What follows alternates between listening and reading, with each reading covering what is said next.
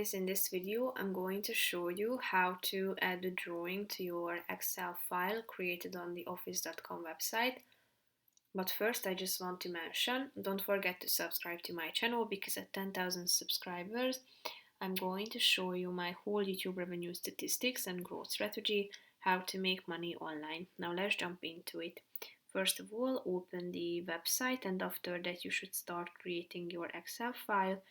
Tap on this draw button at the top on the left side of the screen, and then you should select from these tools. First of all, you have these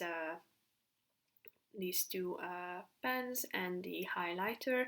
Tap on the relevant one, and then you can change the color of this tool by tapping on the right side corner of this box, and then you can select the tool's thickness on this side as well as the colors, and then you can start drawing with it. You can use the eraser to get rid of your drawing, and you can also try out the other tools if you would like to highlight something. For example, you have the chance to set the thickness of it and the color as well.